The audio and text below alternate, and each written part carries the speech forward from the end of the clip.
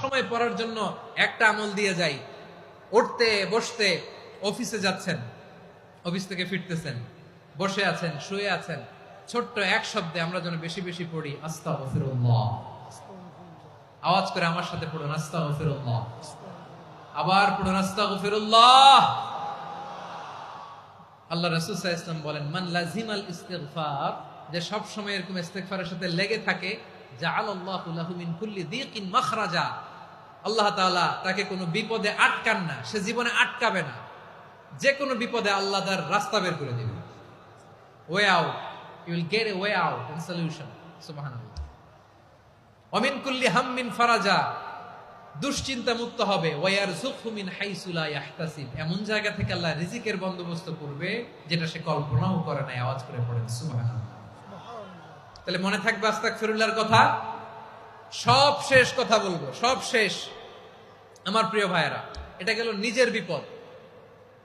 কিসের বিপদ? নিজে যদি বিপদে পড়েন। অন্যের বিপদ যদি দেখেন, এটার জন্য একটা দোয়া আছে। অনেক সময় আমরা দেখি হাসপাতালে ক্যান্সারের 3rd স্টেজে চলে গেছে, লোকটা হ্যাংলা হয়ে চিকন হয়ে হায়রে কি কষ্ট পায়, দেখি না? বিষ্ণু বলে একটা দোয়া যদি কেউ অন্যের কোনো বিপদ দেখে পড়ে, ওই বিপদ তার জীবনে কখনো আসবে না। শুনবেন? শোনার আগ্রহ আছে? অনেক সময় হয় যে আমরা মহাসড়ক দিয়ে যখন চড়ি, দুর্ঘটনায়, আইরে আল্লাহ, দুর্ঘটনায় মানুষের মাথা একদিকে, দেহ আরেকদিকে, ব্লিডিং, এরকম হয় না? আল্লাহ তুমি হেফাজত করো। বিশ্বনবী বলেন, এই দুর্ঘটনা দেখে কেউ যদি এই দোয়াটা পড়ে, তার জীবনে সে কোনোদিন এরকম অ্যাক্সিডেন্টের সম্মুখীন হবে না। শুনবেন? বিশ্বনবী বলেন, অন্যের বিপদ দেখে কেউ যদি পড়ে, আলহামদুলিল্লাহিল্লাযী আফানি মিম্মা বতালাকা বিহি ওয়া ফাদ্দালানি আলা কাসীরিন মিম্মান খালাকা তাফদীলা, মানে প্রশংসা সে আল্লাহর, যে আল্লাহ তাআলা তোমাকে যেই জিনিস দিয়ে পরীক্ষা করেছে, আমাকে ওইটা থেকে বাঁচিয়ে দিয়েছে।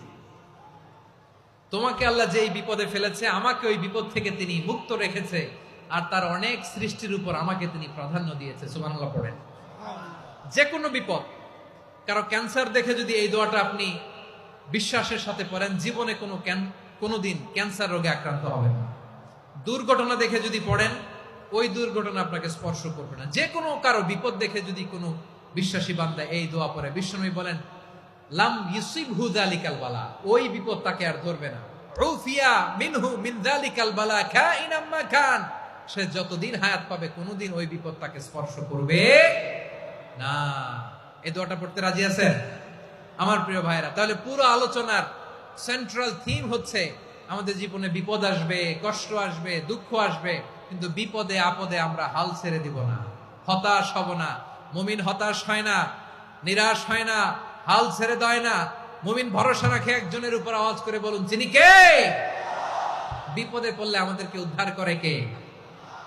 আবার আমাদেরকে যদি কোনো নেয়ামত আল্লাহ দিতে চান, ওইটা কেড়ে নেওয়ার ক্ষমতা কারো আছে? তাহলে আমরা কানেক্টিভিটি বাড়াবো কার সাথে? আমাদের প্রার্থনার ফরিয়াদের হাত তুলবো কার কাছে? রাজি আছেন পটুয়াখালীর ভাইয়েরা? মনে থাকবে কথাগুলো? আল্লাহ তাআলা আমাদের সবাইকে কথাগুলো বোঝার ও আমল করার তৌফিক দান করুন।